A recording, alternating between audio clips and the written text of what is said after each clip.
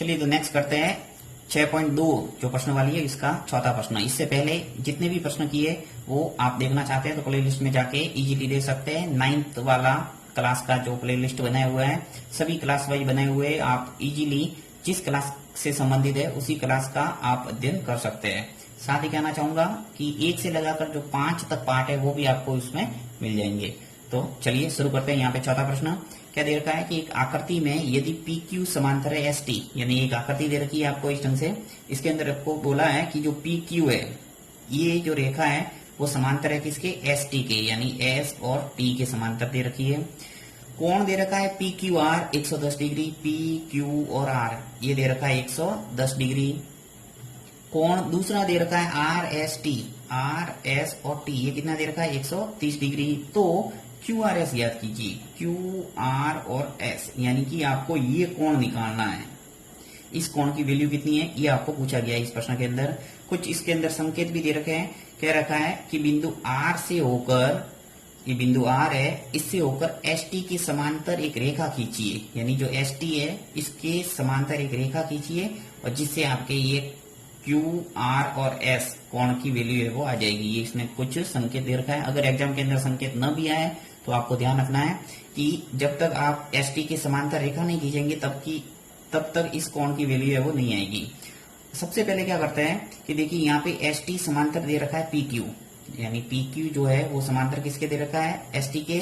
अब ये थोड़ा आगे पीछे है समांतर रेखा और स्पष्ट रूप से अपन को नजर नहीं आ रही, इसलिए क्या करते हैं इन रेखाओं को थोड़ा आगे बढ़ाते हैं बिंदु के रूप में, ताकि अपन को स्पष्ट नजर आएगी कि ये समांतर रेखा है।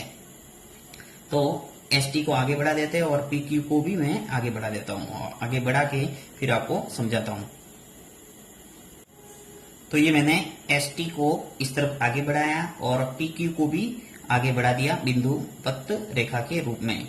साथ ही इसने बोला था कि बिंदु आर से होकर एस टी के समांतर एक रेखा खींची। एस टी जो रेखा है इसके समांतर एक रेखा खींचना था, वो भी मैंने खींच लिया था। इसका नाम दे देते हैं आर और यहाँ पे दे देता हूँ एन, ताकि अपन को कौन है वो लिखने में आसानी रहेगी। तो लिख लेते हैं कि चित्र में बिंदु आर से होकर एस टी के समांतर एक रेखा आर एन खींची। ये अपन ने जो काम किया वो लिख लिया कि एस टी के समांतर एक रेखा खींची है जिसका नाम है आर एन। अब ये जो आर एन है वो एस टी के समांतर है और जब दो रेखाएं समांतर होती है तो उनके अंतःकोण क्या होते हैं, समपूरक। ये नियम अपन ने पहले ही पढ़ा हुआ है कि लिखेंगे अतः एस टी है वो समांतर है किसके, आर एन के। ये दो रेखाएं समांतर को दर्शाती है, ये आपको पता होना चाहिए। तो मैं लिख लेता हूं कि अंतःकोण क्या होंगे, समपूरक। अब अंतःकोण कौन कौन से हैं देखिए, एक तो है आर एस और टी जो मुझे दे रखा है 130 डिग्री। तो यहां लिख लेता हूं प्लस आर एस और टी। दूसरा जो कोण है वो एस आर और एम, यानी ये कोण। इस समांतर रेखा की बात हो रही है, एस टी समांतर है आर एन। इसको किसी को देखना ही नहीं है, आपको सिर्फ ये ध्यान रखना है कि ये दो रेखा समांतर होती है तो इनके अंतःकोण क्या होंगे, समपूरक। यानी ये कोण और ये कोण, इन दोनों कोणों का योग क्या आना चाहिए, 180 डिग्री। तो मैं लिख लेता हूं आर एस और टी प्लस एस आर और एन, कोण ऑफ एस आर और एन, इन दोनों कोणों का योग आना चाहिए 180 डिग्री। यहां लिख लेते हैं समपूरक कोण से, यहां ब्रैकेट में लिख लेना अंतःकोण क्या होते हैं, समपूरक। अब लिख लेते हैं यहाँ पे आर एस टी, स्पष्ट रूप से दे रखा है आपको आर एस टी कितना है 130 डिग्री। तो यहाँ लिख लेता हूं मैं 130 डिग्री प्लस कोण एस आर और एन बराबर 180।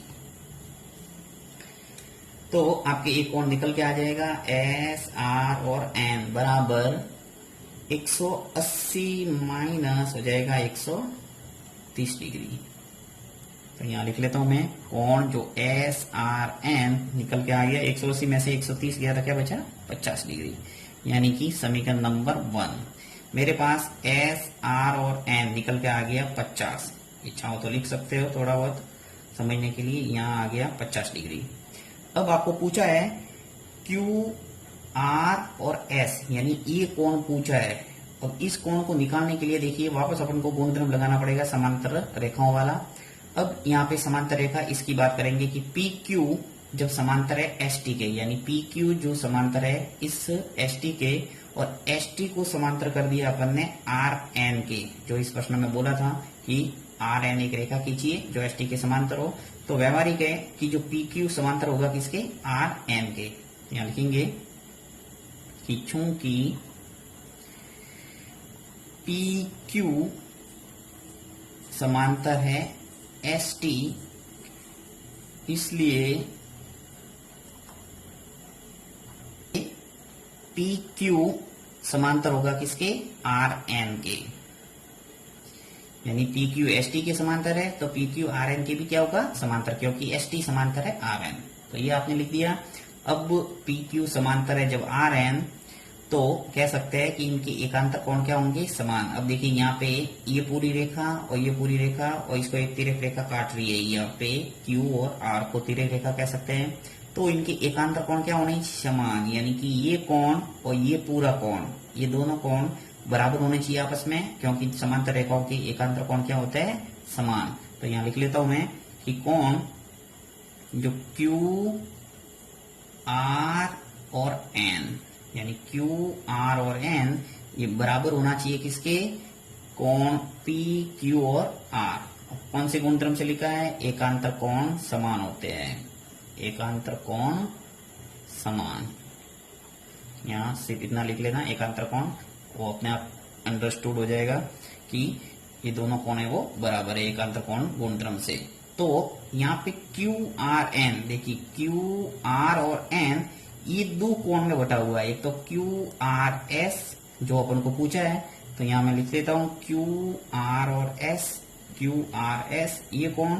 दूसरा जो कोण है वो अपन ने निकाला है एस आर और एन, प्लस एस आर और एन। इन दोनों कोणों को बराबर कर दिया, क्योंकि पूरा क्यू आर एन ये दो कोणों में बटा हुआ है। क्यू आर एन को दो कोणों में बांट दिया। और दूसरा जो पी क्यू आर है, पी क्यू आर ये मुझे स्पष्ट रूप से प्रश्न में दे रखा है 110 डिग्री। अब क्यू आर एस मुझे पूछा है, तो क्यू आर एस में कोई चयन नहीं। और एस आर एन समीकरण 1 से लिख लेते हैं, जिसका मान अपन ने निकाल दिया, कितना है 50 डिग्री, बराबर आ जाएगा 110 डिग्री। तो क्यू आर एस निकल के आ जाएगा 110, ये 50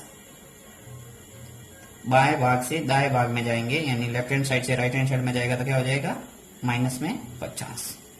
पक्षांतर करते हैं तो चिन्ह है वो बदलता है, ये ध्यान होगा आपको।